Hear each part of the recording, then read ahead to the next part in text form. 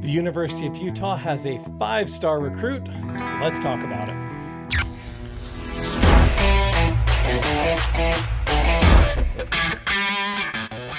Before we get into it, folks, let's go ahead and talk about your Utah Football Club. We launched a channel specifically for the University of Utah called Utah Football DNA. We'd like you to encourage to join the conversation in the comments down below. And while you're down there, considering subscribing to the channel and smash that like button for your boy AJ over there. Boom, do it. Got a t-shirt. Check out the merch store down there. I believe we have Whittingham's Mercenaries. Yeah, that's a good shirt too. Check it out. Yeah. Be sure check it out. All right, so let's go ahead and talk about it here. The subject that came up over the week was, well, we didn't land a new recruit.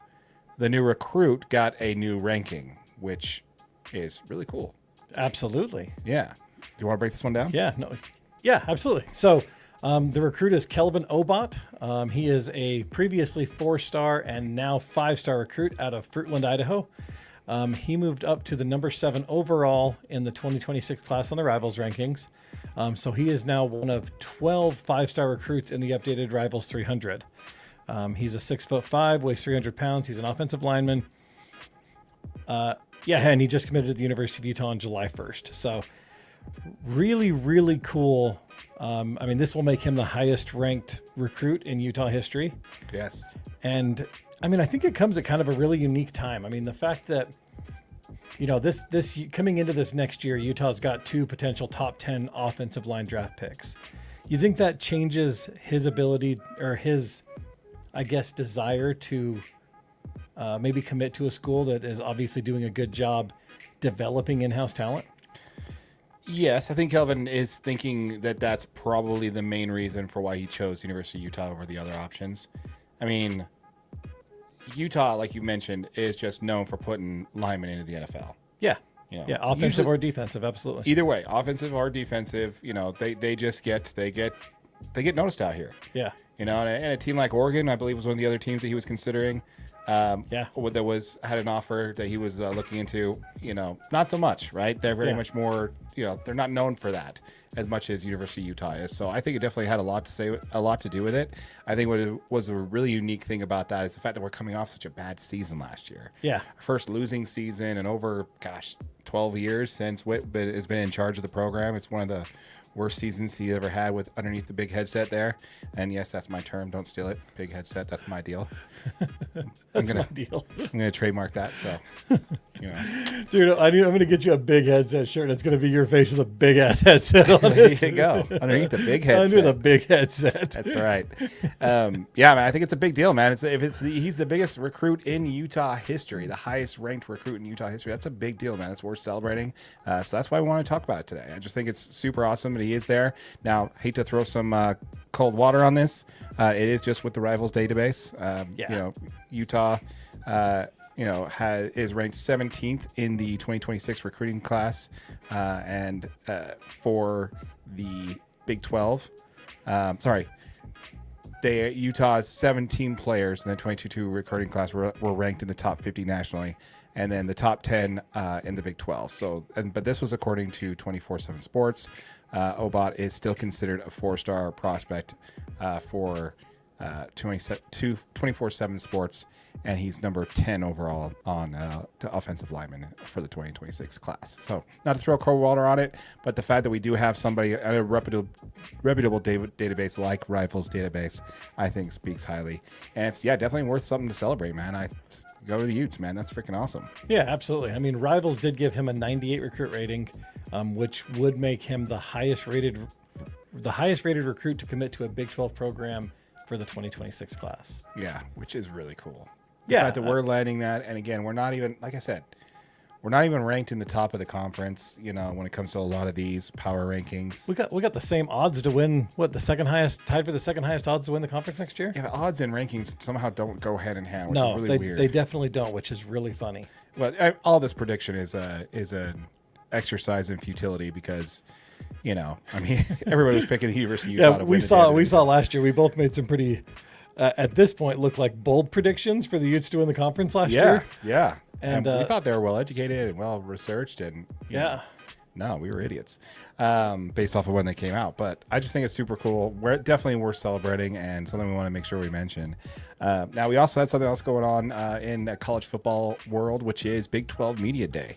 Yeah. Lots of interesting stuff to take away from that. Did you hear Commissioner Brett Yeomark's opening remarks on this one? I did not, actually. Yeah, so he gave an opening statement that highlighted the long list of championships that the conference had last year across multiple sports, which he also declared that this conference is the deepest in college football. First of all, no one cares about other sports. That's just kind of how it works when it comes to conference media day. All they care about is college football. So you start rattling off the fact that you guys won the lacrosse national championship or whatever. No one's going to care about that. So nice job. But you really love that he kind of does that. I think it was the U that won the lacrosse national championship. Oh, nice. I just pulled that one out. It shows you how much everybody cares. I just randomly picked the winner. That's awesome. But yeah, highlighting in the conference that there are 9 returning starting QBs, and they have the most prestigious head coaches in college football. So I thought that was pretty cool. The thing that kind of just jumped out to me was the 9 returning starting QBs this year in the conference. I think that's going to be huge. Yeah, I mean, it shows you a lot about the talent that this conference does have in it. It's kind of crazy that the 3 schools without returning starting QBs, one of them is the U. The second one's going to be BYU. The third one's got to be Oklahoma State. I think so. Yeah. Yeah. He got drafted, right? Well, Alan Bowman was like 28,500 years old. I mean, I'm pretty sure he's probably like buried by now. Oh, I'm sorry. I was thinking of the wrong school. But yeah, no, when it comes to, the 3 schools that aren't, that's actually a good point. Yeah. That's actually a very good point. But yeah, and the fun part about that is Devin Dampier is not a returning quarterback, and he's probably going to be one of the ones to watch in the conference. So yeah, super excited about that. One of the other marks that he made was standing pat. This is the first year underneath the Yeomark regime where the league is standing pat at the school as the conference is. They're not adding any new schools to the conference, which, where the conference is sitting is a great spot. So there's no need to expand, which I also thought was pretty interesting. Yeah, I mean, I think the Big 12 is in a pretty good position. I mean, they've built a really competitive conference. With the additions of Colorado, Utah, BYU over these last couple of years. And I mean, really, Houston's done a good job kind of up and coming. They're building a really tough program down there. And then you've got kind of your Big 12 blue bloods and, Baylor that, returning Sawyer Robertson is huge. You got Texas Tech that's always a really good football program. So, this is going to be a really good conference to be in because your strength of schedule is it Big 10 and SEC? No, but there's enough good teams in the conference that coming out of it, I think you're going to have enough experience to be able to put a good enough product on the field that you can compete. Speaking of which, one of the other things that kind of was a big talking point for the media day was, look at that, you just joined the dock. Look at that. Yeah. One of the other things that jumped out was that the commissioner and a lot of their head coaches had some opinions regarding college football playoff alignment. Yormark stated that, Yormark, I don't know why it's so hard to say that. Yormark stated that a 5+11 was the right format in this new 16-game playoff that we got going on. Yeah. Kansas State head coach Chris Kleeman agrees but wants to get rid of the bye, citing the wear and tear as a factor. So, I don't know, man. What do you think? I mean, I think the 5+11 is, obviously automatic bids for the Power 5 conferences. I mean, you got Power 4 plus your one additional bid, which obviously went to Boise State last year. Right. I don't know how I feel about the additional bid on Boise State last year. I mean, they obviously came in and got worked. Yeah. Someone's going to, though. And the problem, yeah, I mean, who else would you put in there? Yeah. I mean, they were the best. They were the best, non-Power 5 I'm pretty sure school. our college football team friends in the comments will let us know which one they wanted in there. But yeah, man, the 5+11. I mean, when maybe 2 of those out of the 11 are going to end up getting to be in the Big 12, and we're splitting 3 between us and the ACC.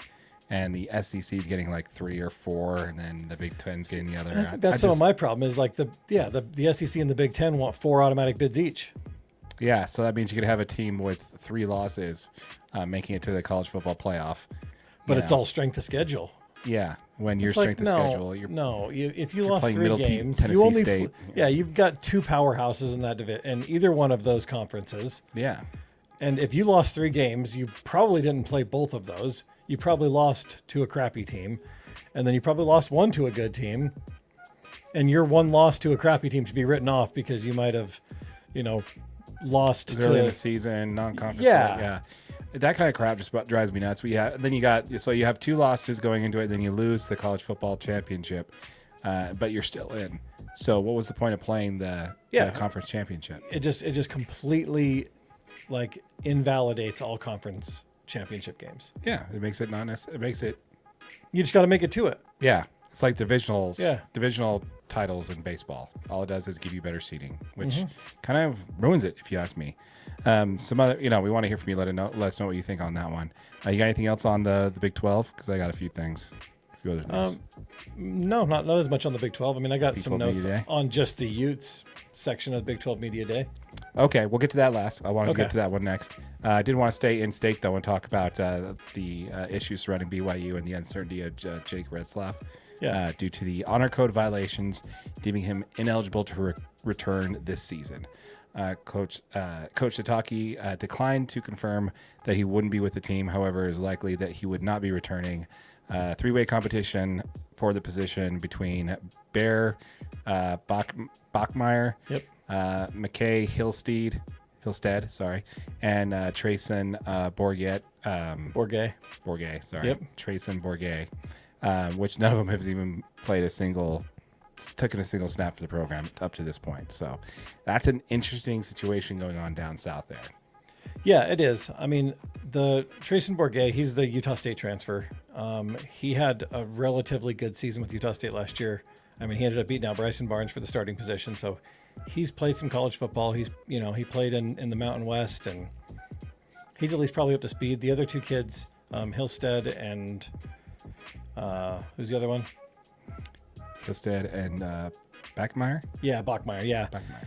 I mean, they're 2 4-star recruits. So, I mean, they're both really, really talented kids that are coming up. Obviously, haven't taken any college football snaps, but I mean, it's interesting. BYU kind of was hanging their hat on the whole Jake Retzlaff return, right? Because he was so valuable to that team last year. So it's really interesting to see how this is going to play out down south, and if they're if that offense can keep going and find a rhythm without Retzlaff under center. Here's my take on that. I think they will. I agree. I honestly think that while Retzlaff was, I think just how bad the Utah's quarterback situation was last year, elevated to make BYU's quarterback situation look a lot more stable and a lot better than it was. Yeah, I think we're not giving enough credits to the offensive line at BYU. And their running backs. I think really good receivers out there. Good receivers down there for sure. I think we can give a little bit more credit to those guys. I don't think that program, which a lot of folks out in local state media is kind of saying it's doom and gloom there because they don't have a quarterback. And I honestly think it's probably a little too early to call that. I think that the BYU's offense was a little bit more well-rounded than that. So I don't know. We'll see.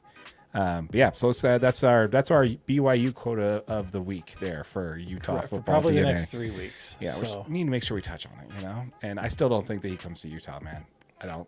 There's still people talking about that, and I just don't think it happens. No, I don't think so. All right. I mean, unless he wants to come here and sit on at the end of the bench. In all fairness, we don't ever want to count our quarterbacks before they're hatched. So we count our quarterbacks before they're hatched. Let's get into conference play before we start. We hate it when our quarterbacks hatch. Yeah, exactly.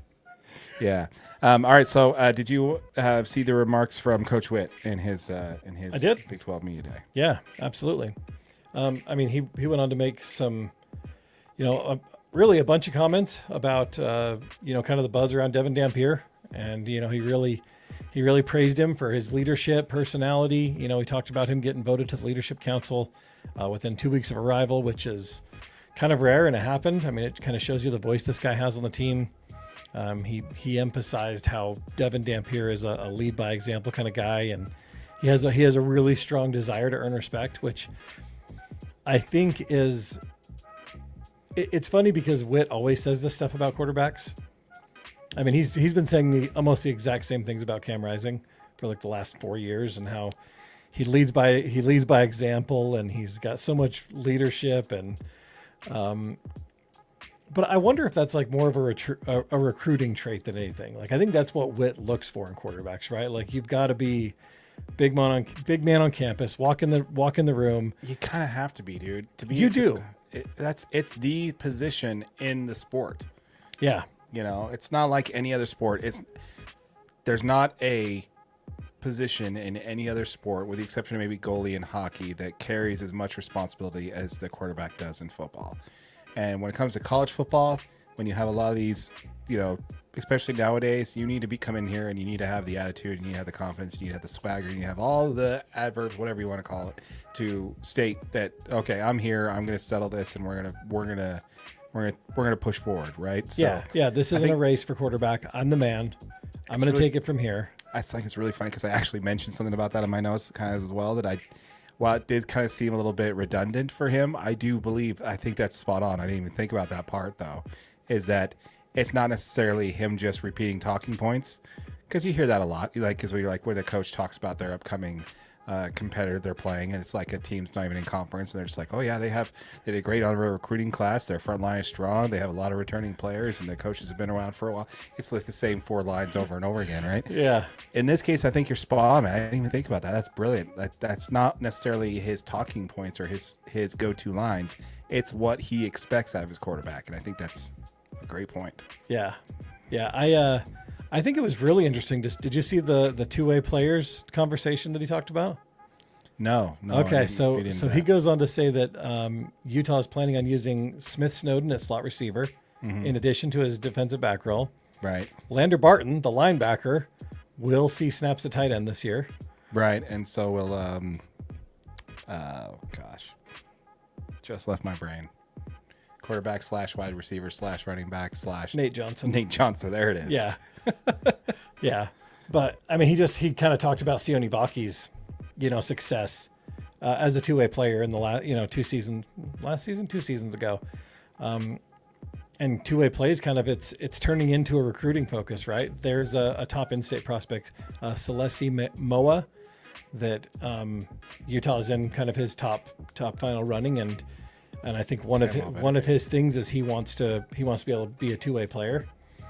So I think Utah's kind of showing off. Like, yeah, we can run two-way players as well. There you go. I like it. So one of the things that stood out to me was him reiterating some stuff here. What I liked about him was talking about strong return for the Utes. Kind of more about him being like in the trenches and running it. And it kind of felt like this time, he was talking about the program as if he wasn't the head coach. Yeah.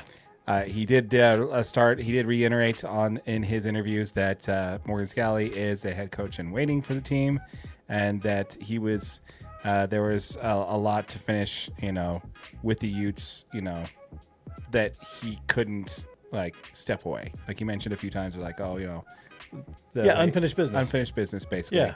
Yeah. With Witt's comments there, it very much sounded like that this is kind of like his swan song, man. Walked about Morgan Scally and how he actually had input on bringing in Jason Beck as the OC. The way he basically talked about it is kind of very much sounded like, when it comes to the media day anyway, that this might be the last time that we hear from Coach Witt at media day. I don't know, just kind of the way it kind of came off to me, man. Yeah, I mean, I could see that. I mean, we all know that Coach Witt's on the end of his career, right? And I could see him, if he comes out and wins the Big-12 conference this year and makes a college football playoff appearance, I could see him going out on the high note. He's not. I don't see him as a guy going out on another low note, though. No, he's not going to go out on a losing season. I also think that it doesn't necessarily have to win the conference, but if he makes a playoff bid, we might see him. Right. Absolutely. I think one of his goals is to play in a college football playoff game. Yeah. And regardless of how far they get past that, I think that's I want to be there. I want to be on that biggest stage, right? Probably wants to get that Ofer in bowl games off his back too, Yeah, we've been struggling in bowl games, but they just haven't meant anything. It's really tough when you play in a couple consecutive Rose Bowl games, though. Rose Bowls, Yeah. Those kind of mean something. They do, but I mean, you played tough in both of those games. You lose a quarterback in one of them, right? Right. It's just... Ohio State was the other one, right? when we didn't lose the quarterback. And they a lot of their players came. They didn't sit out for a lot of their team, so they were pretty full strong there too. So, yeah, man, I don't know, man. Just kind of what I took out of it. I just kind of seemed like he was on his way out in that press conference. It kind of reminded me a lot of Clayton Kershaw's interview at All-Star Game this year, and we'll get into that, talk about that a lot later. But definitely looked like he was definitely thinking there are less days ahead than there are behind, for sure. Yeah. I don't know, man. What else you got? I think the only other thing was his comment on Jason Beck's complete autonomy over the offense. Oh my gosh, do we hear this every time they hire a new OC? Oh my gosh, I'm getting sick and tired of it. Oh yeah, he's got total autonomy. Like, okay, how do you see the run? Oh, about 50-50. We're going to be running the ball about 50% of the time and passing about 50%. It's really around reading the defense and finding out whether or not what kind of package they're bringing forward, and really kind of making the best reads at the line of scrimmage and giving our offense the best opportunity to move the ball down the field, whether it be establishing the run game first, then opening up the passing game.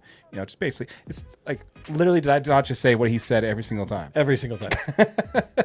I'm sorry, man. To me, it just kind of sounded like more of the same. Did you pick up anything different? Yeah, no. I mean, I think that's exactly it. That's the only reason I brought it up. Okay. He pretty much always says, I do sincerely hope that he gives Jason Beck full reins and says, you run this offense. The Utah defensive coaches, Morgan Scalley, had made multiple comments about how impressed he was with the new offensive system, how well Jason Beck is using his personnel and, you know, spreading the field and making it really hard. So yeah, that's what I really liked about him, is that he's using the talents that the players have to fit his system versus trying to force a system on players. Yeah. That's kind of what I really liked about what I've seen on his offense so far.